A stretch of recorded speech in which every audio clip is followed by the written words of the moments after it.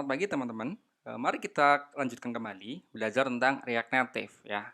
Hari ini kita akan belajar praktikum bagaimana si React Native ini bekerja.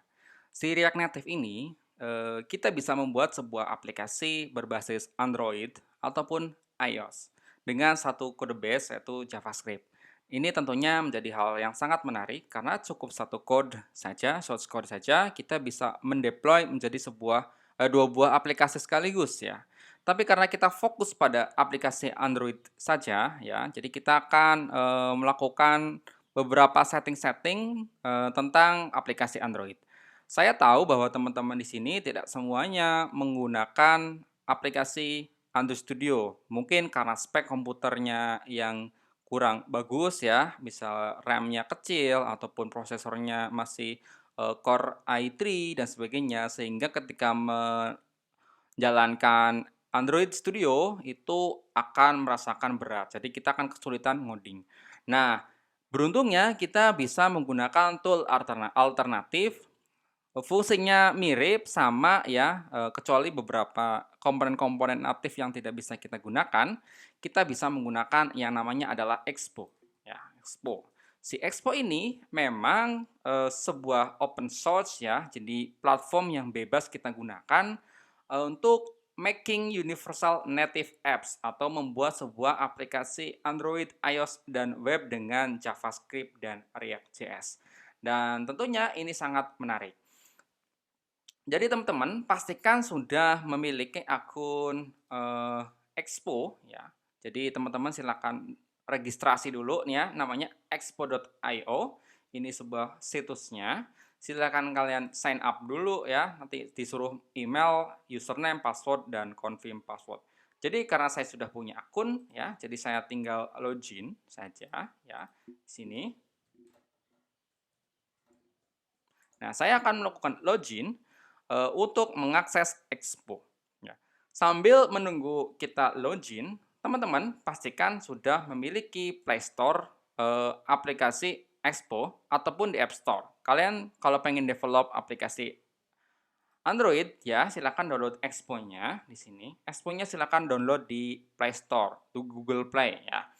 Akan download, install sampai kalian nanti diberikan sebuah device ID ya. Device ID ini nanti akan kita hubungkan dengan si Expo ini.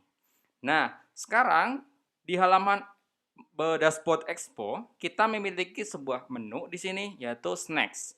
Ya, dengan Snacks kita bisa melakukan kode editor atau melakukan edit code React Native secara online. Nah, silakan pilih New Snacks seperti ini ya, pilih New Snack. Nanti di sini adalah nama project-nya, misalnya First Project. Oke, nice.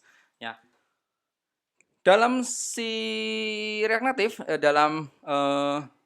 dalam kodenya, kita memiliki dua buah tipe komponen, yaitu komponen yang sifatnya ada kelas dan sifatnya adalah functional komponen atau fungsional komponen.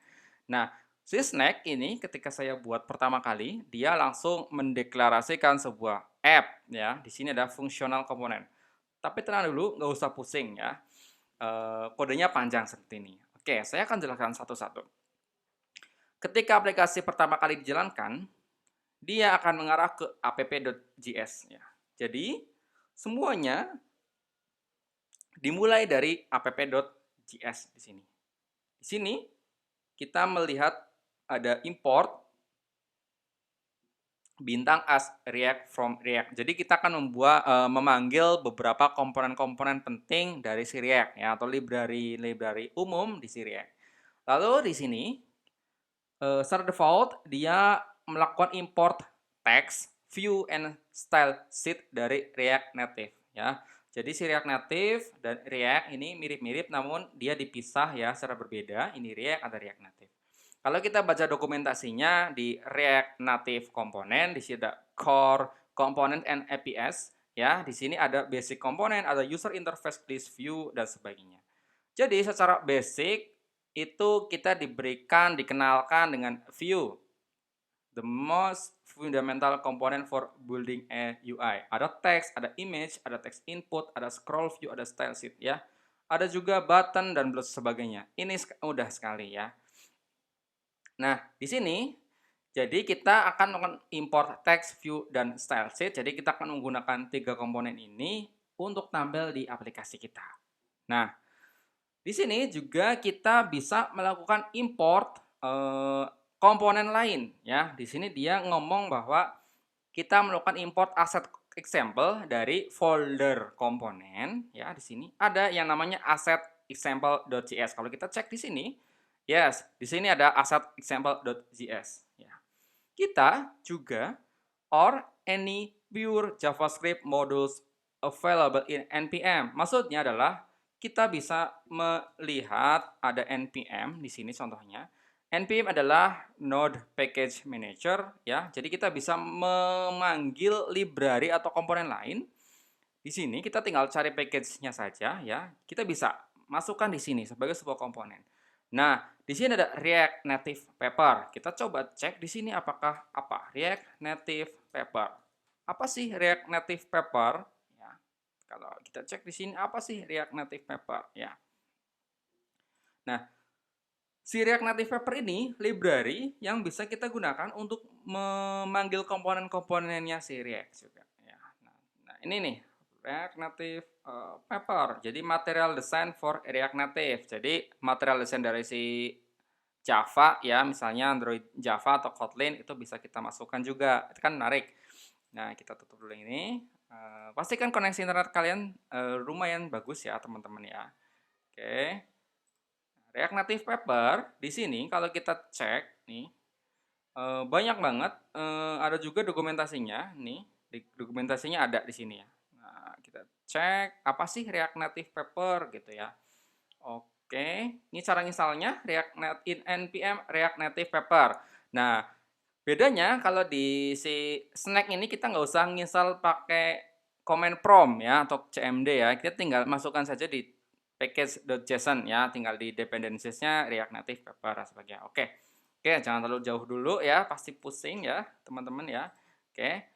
Intinya kita bisa masukkan komponen lain gitu ya. Kita turun ke bawah, di dalam fungsi app dia nge-return nih. Return itu apa? Nge-return sebuah tampilan JSX ya. Jadi JSX sudah saya jelaskan bahwa kita bisa memasukkan kode-kode like HTML ataupun CSS gitu ya ke dalam kode JavaScript. Nah, itu si React itu kelebihannya di situ. Jadi kita bisa styling tampilan mobile tuh seperti kita develop aplikasi website gitu. Jadi kalau udah familiar dengan HTML atau CSS itu asik sekali.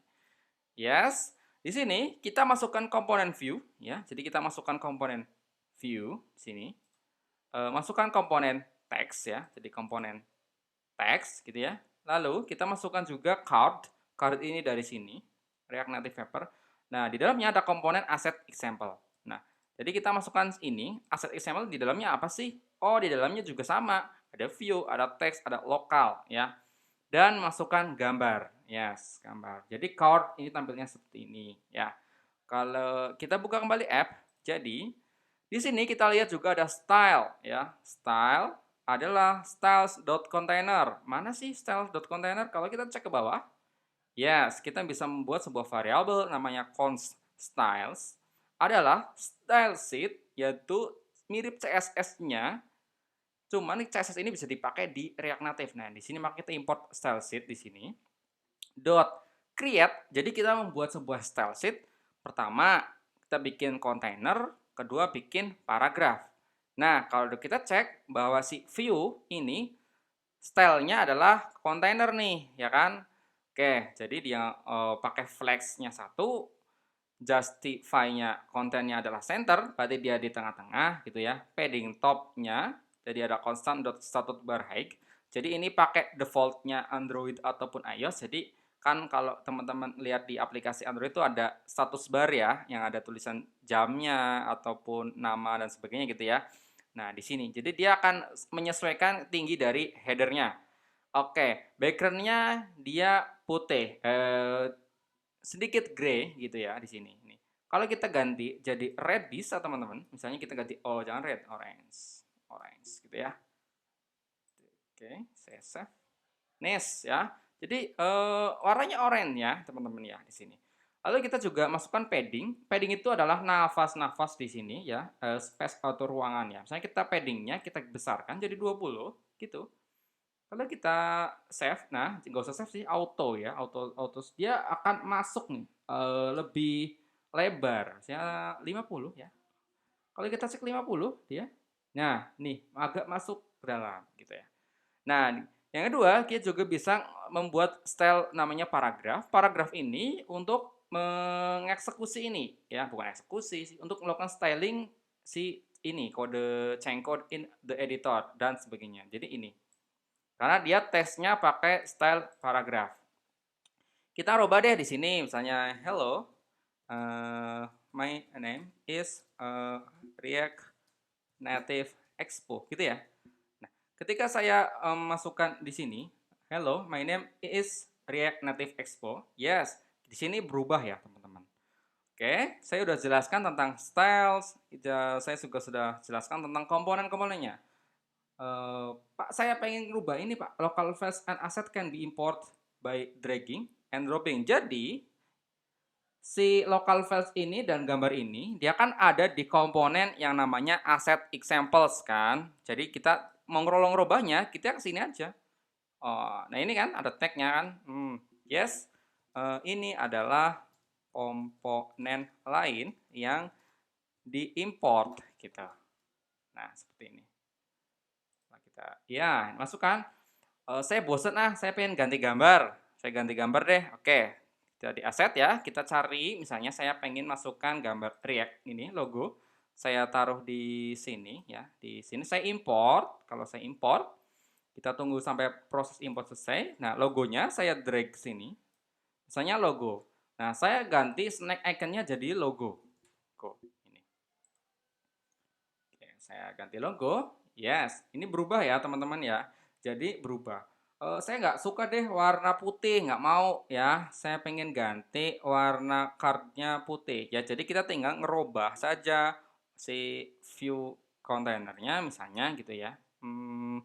Kalau ngerubah ya pakai ini, coba kita ganti. Ya kan, ganti. Misalnya jadi red. Nah, red, terus yes, ini adalah komponennya, berarti dia style.paragraph ya. Jadi di sini kita ganti color-nya jadi white. Kalau color harus dikutip 2 seperti ini. Nah, masuk. Oh, jangan deh green aja. Green. Yes, rubah ya teman-teman. Oke, sekarang saya pengen melihat aplikasi ini di emulator saya atau di aplikasi saya ya. Jadi teman-teman tinggal pilih Android kalau teman-teman pakai Android ya. Lalu pilih run on your device. Di sini dia minta your device ID ya. Jadi tinggal masukkan ID-nya. ID ini bisa kalian dapatkan kita dapatkan di device-nya ya. Lalu save. Kalau udah save di sini ada muncul recently in development ya. Berarti kalian buka aplikasi Expo di Android kalian, lalu pilih klik yang first project-nya. Lalu jalankan, kalian akan melihat tampilan seperti ini ya. Jadi nanti muncul tampilan sesuai dengan apa yang sudah kita edit sebelumnya. Oke ya, teman-teman ya. Begitu cara menggunakan Expo untuk develop aplikasi Android ataupun iOS kita ya. Kalau bingung silakan komentar di Discord-nya ya. Oke, semoga teman-teman paham. Mari kita diskusi tentang Expo di Discord. Oke, terima kasih. Sampai jumpa di perkuliahan berikutnya.